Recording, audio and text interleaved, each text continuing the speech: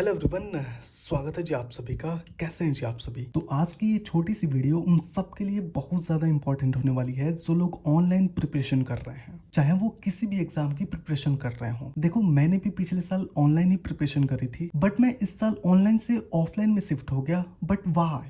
क्यों? देखो, as a dropper मैंने बहुत सोचा कि भाई मेरा सिलेक्शन इस बार क्यों नहीं हुआ, मैंने क्या गलती की थी कि मेरा सिलेक्शन ही रुक गया। तो इस टॉपिक पे तो मैं एक डिटेल्ड वीडियो लेके आने वाला हूँ, तो उसमें मैं सारी चीजें आपको बताऊंगा कि मैंने क्या गलती करी थी और आपको क्या गलती नहीं करनी है। बट कहीं ना कहीं ये फील जरूर होता है कि भाई कहीं वही गलतियां हम इस साल भी तो नहीं कर रहे, क्योंकि पिछले साल भी हमें यही लग रहा था कि भाई हम इतना मेहनत कर रहे हैं, 12 घंटे 14 घंटे ऐसे डेली स्टडी कर रहे हैं, तो हमारा तो सिलेक्शन इस बार पक्का है, इस बार तो सिलेक्शन होना ही होना है। बट शायद वो ओवर कॉन्फिडेंस था, और इस साल भी कहीं हम वैसे ही ओवर कॉन्फिडेंस में ना रह जाएं और हमारा रिजल्ट वापस से वैसे ही बन जाए। देखो, आजकल ऑनलाइन में सबसे ज्यादा मुझे प्रॉब्लम लगती है ना, तो वो है, अब यहाँ पे काफी लोग सोच लिए होंगे कि बैकलॉग की। नहीं भाई नहीं, बैकलॉग की प्रॉब्लम तो अलग ही है। वो तो मतलब क्या ही कहे। मुझे जो सबसे बड़ी प्रॉब्लम लगती है वो है क्वेश्चंस को खुद से सॉल्व ना करना, बस क्वेश्चन को सॉल्व होते देखते रहना। मतलब टीचर क्वेश्चन सॉल्व कर रहा है और अपन बस बैठ के देख रहे हैं कि हाँ भाई,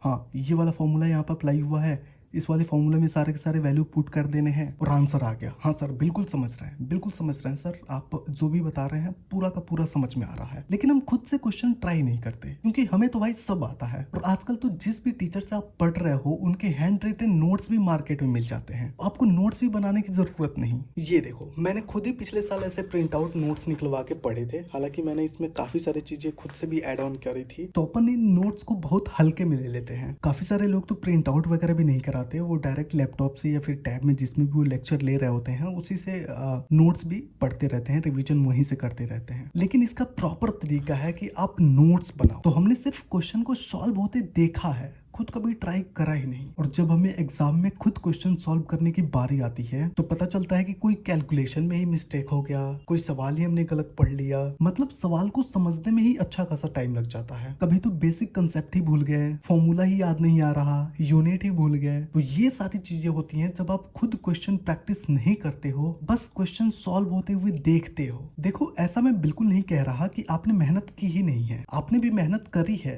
क्योंकि डेली बैठ के 6 से 7 घंटे की लेक्चर देखना कोई हलवा नहीं है। देखो, उसी टाइम ऑफलाइन का बच्चा पता है क्या कर रहा है, डेली क्लासेस तो कर ही रहा है। देखो, ऑफलाइन में ना आपको ये भी बेनिफिट होता है कि आपकी कंसिस्टेंसी बिल्कुल मेंटेन रहती है। आप बिल्कुल कंसिस्टेंटली क्लासेस जाते हो, आप बिल्कुल यूनिफॉर्म में जाते हो, तो आपको वो फील आती है कि हाँ आप पढ़ने जा रहे हो। अगर मैं आपको एक एग्जांपल दूं कि किसी भी कंट्री की जो आर्मी होती है ना, उनकी एक वर्दी होती है, तो जब वो अपना यूनिफॉर्म पहनते हैं तो अंदर से वो जुनून आता है कि हाँ भाई हम बॉर्डर पे जा रहे हैं, हम लड़ने जा रहे हैं। मतलब ये अंदर से फीलिंग आती है यार। अब आप लगा लो कि बांग्लादेश में लुंगी बहुत ज्यादा पहनी जाती है, तो अगर बांग्लादेश की जो आर्मी है उनको लुंगी पहना के बॉर्डर पे भेज दिया जाए तो क्या उनके अंदर वो जुनून आएगा? तो यूनिफॉर्म का भी कहीं ना कहीं बहुत ज्यादा रोल होता है। और साथ में जब आप ऑफलाइन क्लास में जाके बैठते हैं, ढेर सारे बच्चे होते हैं, उनके बीच में जब आप बैठते हैं तो वो एक अलग ही फीलिंग होती है। फिर क्लास में आपके सामने बिल्कुल टीचर होता है, आप उससे बिल्कुल आई टू आई कॉन्टेक्ट कर सकते हो, जो भी आपके प्रॉब्लम्स है उनसे शेयर कर सकते हो बिल्कुल सामने से। और सबसे बड़ी बात कि जो हम ऑनलाइन में नोट्स नहीं बना रहे होते हैं, वहां पे ऑफलाइन में नोट्स बनाते हैं सारे बच्चे। मतलब एक बार को जिसका मन नहीं भी होगा ना नोट्स बनाने का, वो भी जब आजू बाजू देखेगा तो वो भी नोट्स बना ही लेता है। और साथ में जब टीचर्स क्वेश्चन देते हैं तो वहां पे कंपटीशन होती है कि मैं सबसे पहले सॉल्व कर लूं, मैं सबसे पहले सॉल्व कर लूं। फिर आपके पास एक प्रॉपर नोट्स होता है। देन आप जब हॉस्टल आते हो, अपने रूम पे जाते हो, अपने कमरे में जाते हो, देन आप उसको रिवीजन करते हो अच्छे से, फिर उनके प्रॉब्लम सॉल्व करते हो। फिर अगर आपसे क्वेश्चन नहीं बनते हैं तो अगले दिन जाके आप अपने टीचर से पूछते हो। तो इतनी सारी फैसिलिटी तो जाहिर सी बात है कि ऑनलाइन में नहीं मिल पाती है। तो मैं यही कह रहा था कि जब अपन एग्जाम देने जाते हैं और वहां हमें पता लगता है कि यार ये तो सर ने कराया था यार क्लास में, तब तो मुझे याद था, अभी कैसे मुझसे भूल सकता है, अभी तो सर ने कराया था कुछ दिन पहले ही। तब हम भूल जाते हैं कि हमने सिर्फ देखा था, खुद से कभी पेन पेपर उठा के क्वेश्चन सॉल्व करने की कोशिश ही नहीं करी, मतलब बस तमाशा देखा था। तो भाई साहब, नंबर भी तमाशे वाले ही आएंगे। तो ऑनलाइन में यही गड़बड़ी है। हमने बस देख लिया कि सर ने ये करा, ये करा, ये करा और खटाक से आंसर आ गया। हमें लगता है कि बस यही वाले क्वेश्चन तो आ जाएंगे नीट के एग्जाम में या फिर जेई के एग्जाम में। नहीं भाई, ऐसे नहीं होता।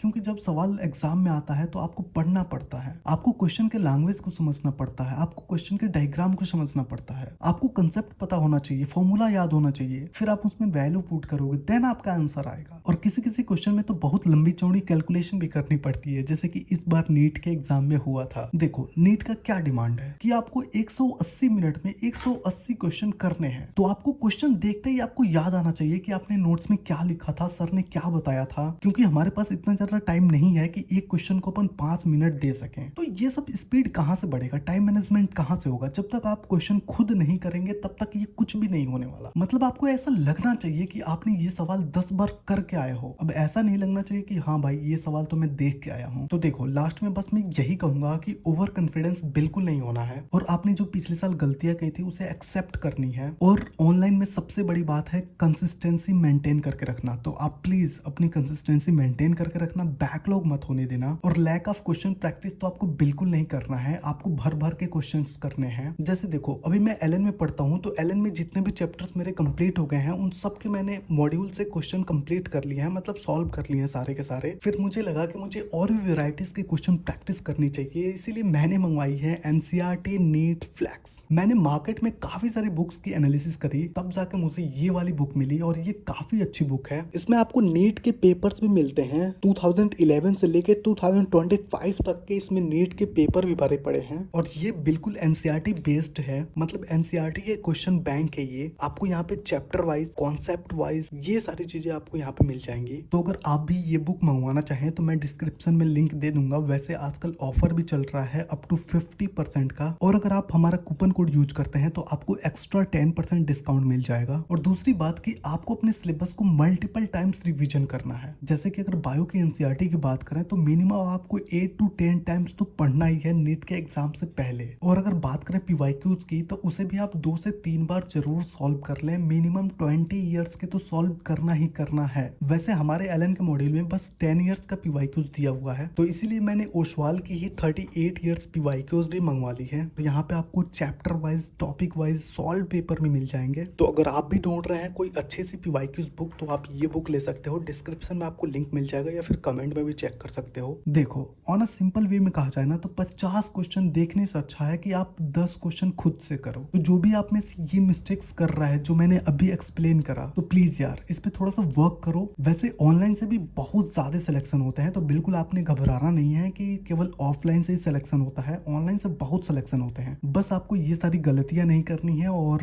कंसिस्टेंसी बिल्कुल मेंटेन करके रखनी है। तो चलिए आज का वीडियो यहीं तक। उम्मीद है कि आपको ये वीडियो पसंद आई होगी, और अगर आई है पसंद तो प्लीज वीडियो को लाइक और चैनल को सब्सक्राइब कर दीजिए, और हो सके तो अपने फ्रेंड्स और फैमिली मेंबर्स के साथ भी वीडियो को शेयर करें। मिलते हैं फिर नेक्स्ट वीडियो में, तब तक के लिए जय हिंद। आप सोच रहे होंगे कि भाई एक ही जगह बैठे बैठे एक ही लोकेशन पे सारी की सारी वीडियो ही खत्म कर दी। यार ये वीडियो बस सुनने की थी। वैसे मैंने अपने लास्ट 150 डेज का प्लान बनाया है, अगर आप बोले तो मैं आपके साथ शेयर भी कर सकता हूँ। यहाँ पे वो वाली वीडियो चाहिए तो 150 कमेंट सेक्शन में लिख देना, इससे ये भी पता चल जाएगा कि यहाँ तक वीडियो कौन कौन देखा है।